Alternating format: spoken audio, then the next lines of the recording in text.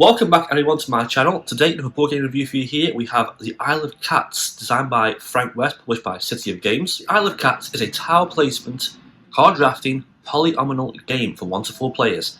Playtime takes from 60 to 90 minutes. In The Isle of Cats, players must rescue cats from an island. They place them on their boat, scoring points. After 5 rounds, the game is over, and the most points wins. The game is played over 5 rounds. Each one has 5 phases. Each of these phases is listed on your boat so you can see them clearly. Starting with filling the fields. This basically means you get some fresh cat tiles out and you fill the fields, so the left space and right space of the island. Basically get a fresh set of tiles every single round. To end the round, those cat tiles that are left there, left behind, they're gone. They're lost forever in the sea. Phase 1, fishing, is quite simple. You can simply collect 20 of the fish tokens. These are your main and only resource. These are used for buying cats. Cats to the left of the board cost 3 fish, to the right of the board cost 5 fish, and also for paying for certain discovery cards. Better cards will cost more, so you need to balance what cards to buy for or what cats to go for. Phase 2 is the explore phase. This is where you draft your cards. You'll pick up 7 cards, pick so many, pass them along, and do it again, and then you draw one last card, so you have a hand of 7 cards. And then you must pick which cards to keep. Whatever cards you keep, you have to pay for, so knowing which cards to keep and discard is vital early on in the game. Phase 3 is read lessons. This is quite a weird phase. So what you do here is, with the discovery cards, the blue bordered ones are lesson cards. There's 2 types, public and regular lessons. These act as point modifiers. They'll affect scoring. Some might say, get certain points for so many cat families, or so many connecting families of cats, or cats touching the edge of the boat, or leaving certain rooms uncovered, or hiding all the rats on your boat, or other certain modifiers and effects. Public lessons are played in front of all players, and all players share the bonus provided off this card. Private ones are kept to your pistol supply face down, and only you will get a bonus from these lesson cards. Phase 4 is the rescue cats phase, so you take all your green cards here, add up your speed to determine the turn order, who goes first in the turn order, and then also add up your baskets. You have 2 types of baskets, permanent baskets and temporary baskets. Permanent basket tokens are with you for the entire game. They're turned upside down when used, and then end the round they're refreshed. Temporary baskets only last once per round. The more baskets you have, the more cats you can rescue, and the more fish you have, the more cats you can also rescue. If you only have 1 basket, you can only rescue 1 cat, despite how many fish you have. You can place your first cat anywhere on your board, anywhere you like. Every single cat after this must always touch a previously existing cat on the board. It cannot be on its own space somewhere. This also applies to treasure tiles as well. They must also touch an existing tile. If you head over to the boat now, we'll see the boat has 8 rooms and also some rat tokens. What this means is, at the end of the game, you'll lose points depending on how many rooms are showing on your board. The more rooms showing, more points you lose. If you manage to cover a room with all your cats and no spaces showing at all, you won't lose any points for that room. Also, there are rats on your boat. For each rat showing, you lose points also. It does help you trying to cover up the rooms and the rats to get higher scores. Phase 5 is the rare finds phase. This is where you play your treasure cards that you have in your hand. These are usually represented by a brown border. Also play the Oshax cards. These let you take one of the Oshax tiles and then basically place it on your board. These act as a sort of wild card. They can be anything you want. You place one of your cat tokens for a certain colour on the Oshax. That can be any colour cat you want. Connecting cats are called families. The larger the number of connecting cats that are the same colour, the higher points you'll get at the end of the game. Rare treasures and lessons will all add up to your final score modifier. And in the 5th round, the most points player wins. So firstly, the theme of the game. What is the theme here? So there is a slight backstory to Isle of Cats, nothing too major. It's just you're on an island of Squall's End. There's the evil Lord Vesh, rescue the cats from the island. The cats all have names in addition to their colours. There's the Starry Vandermill, the Crystal Garmin, and other such weird names. But this kind of backstory and theme sort of takes a back seat to the gameplay. The gameplay is the forefront here. This is the big thing we want. The story here is charming, but ultimately it falls flat. It's a nice addition for a game like this, but you want to get the cats. At some point playing the game, you'll just be thinking, I want the cats, I want the high score. I don't care who I'm saving, I don't care what cat gets left behind. I want to get a high score on my boat before other players do. It is slightly thematic though. You're using fish to attract cats, place the cats in your baskets, then place it on your boat. And obviously, the more boat you fill, the better points you're going to have. So there's a slight theme there running. It just sort of makes sense in a weird sort of way. But ultimately, it's not the most selling point of the game. You're not going to buy this game for its story and narrative. You want to play this game because it is a fun game to play. On to the price. This game retails around £40 to £45, depending on where you get this game from. So we're around $10. So it's slightly above average for a sort of price of a typical board game, but you do get a lot of content in this game, a lot of values, a lot of tokens, there's a lot of cards, the boards, the big thick bag, there's tons and tons of tiles, the cat tiles, the treasure tiles, the Oshak's tiles, so you are getting your money's worth here. On to the quality of this game. Now the production of this game is very, very good.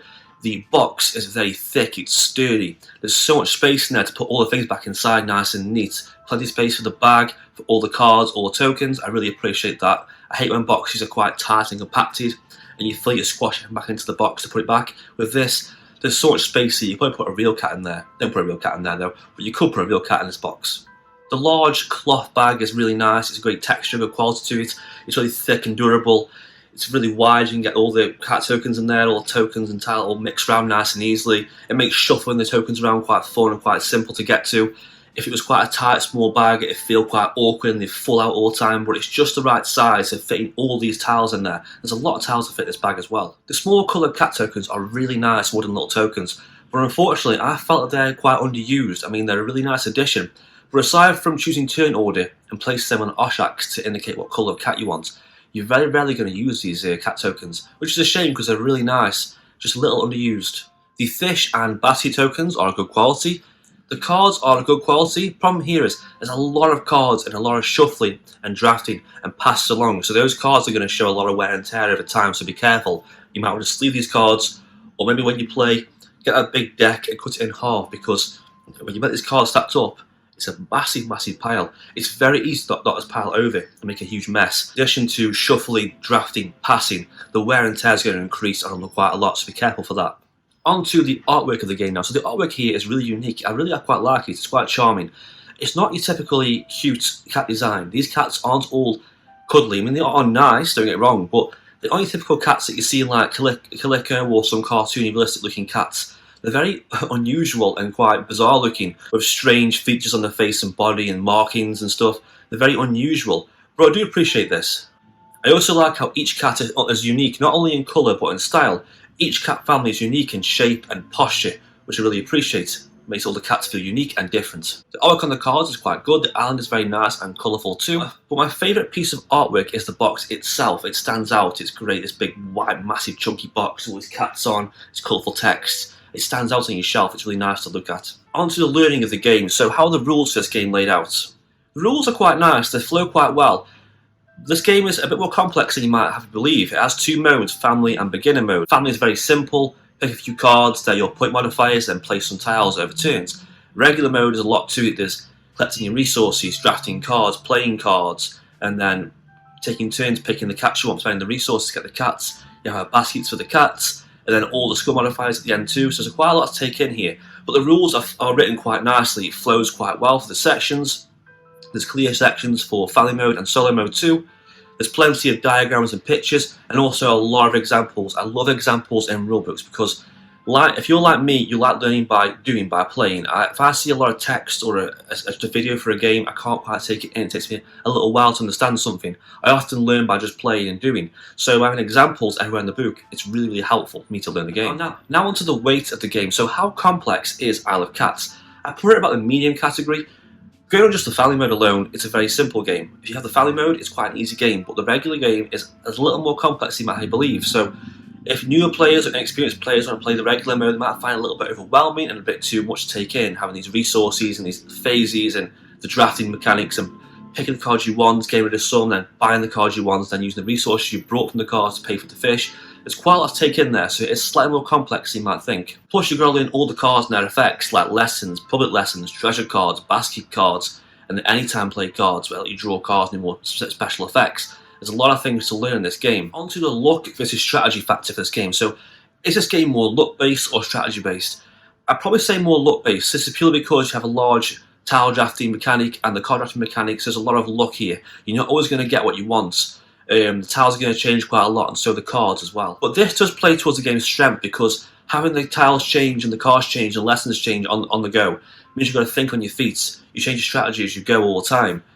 One game you might be thinking, right, I'm going to go for this colour of cats. All of a sudden you'll see a lesson card out, or you get a lesson card in your hand and you think, wait a minute, I might go for this instead. I'm going to change my strategy on the fly and change what I'm going to do. So there is a bit of strategy and a bit of planning depending on what cards you get, but it is mostly luck based. On to interaction. So what I'm talking about here is interaction between players. Is there much there? The game has a surprising amount of interaction. This is because players will take tiles that you need or take cards that you need.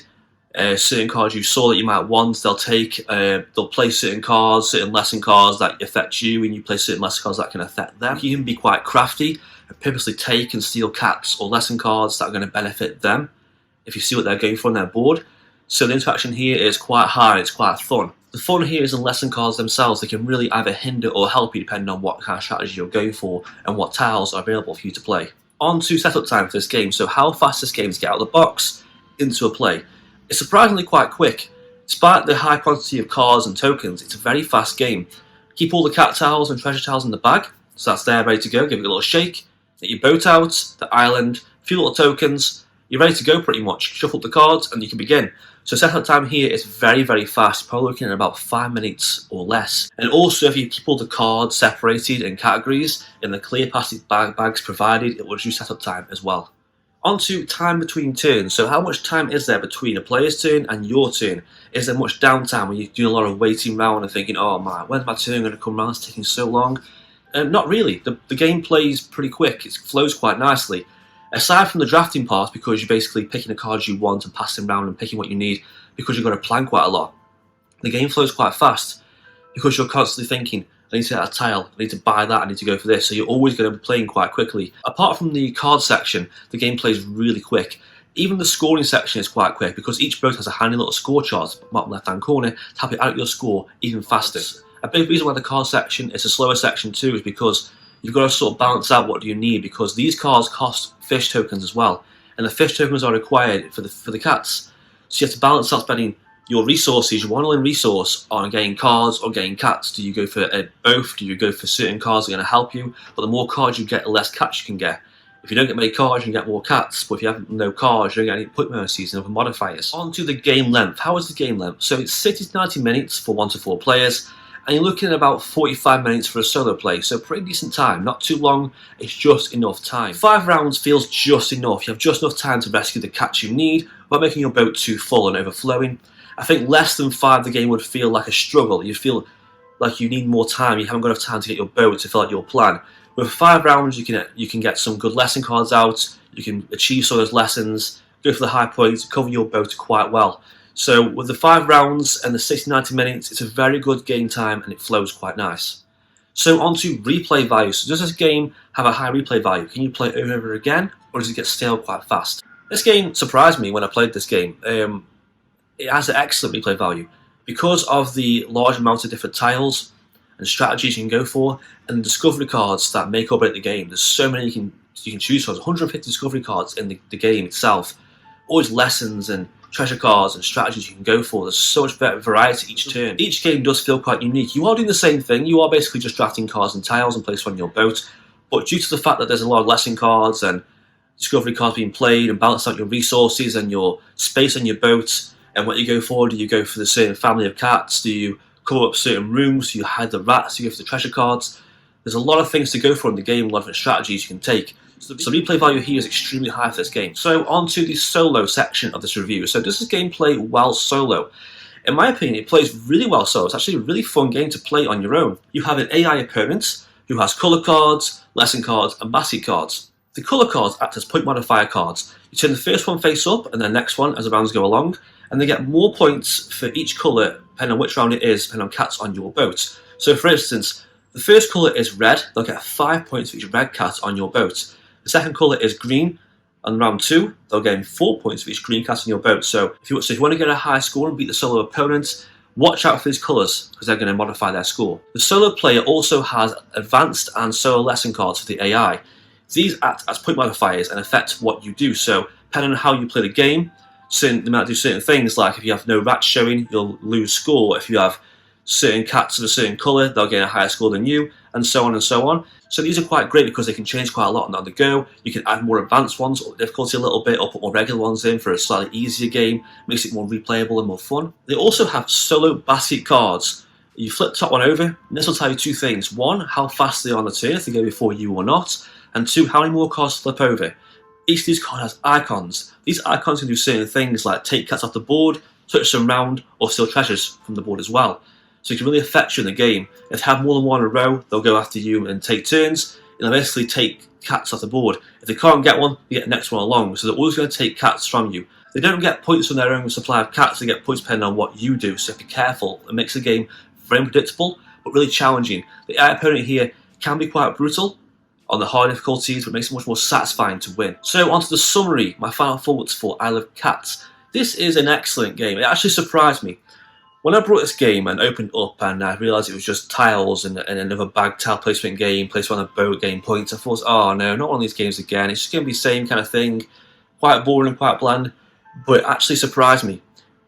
But what makes this game so good is the discovery cards, the way you score points, the lessons, the treasure cards, the anytime cards, the drafting elements, the way these lessons can affect your score at the end of the game. The game just has such great replay value and it's so inviting. Also, the family mode is great too for new players, so players of any age can enjoy this game. If you're new to gaming, the family mode is great for you. It's so simple, it's so fun, it's so satisfying. It has a sort of top-down Tetris style gameplay where you try and slot these tokens in just right. And what I like is it's not too restrictive. You have to connect the tiles to each other, but you can rotate them, flip them around, spin them over wherever you want, put them wherever you want before you lock them in. There's no set placement so much. As long as they're not overlapping a tile or off the edge of the boat, they can go anywhere, which I really like about this game. The theme, the artwork is charming, it's unique, its gameplay is highly addictive, it works great to any player count, has a great solo mode too, plays quite fast, sometimes quite quick. It's such a good game. You get plenty of content in the game, everything fits in nicely, the production quality is pretty good too. All in all, it's one of the best tile placement card drafting Polyomino games of its genre. I'm going to give Isle of Cats a solid A. And that's it for my review of the Isle of Cats. Any questions about this game, or if you want to see some more in-depth plays, maybe a solo playthrough, let me know in the comment section down below. As always, like and subscribe, and thank you for watching.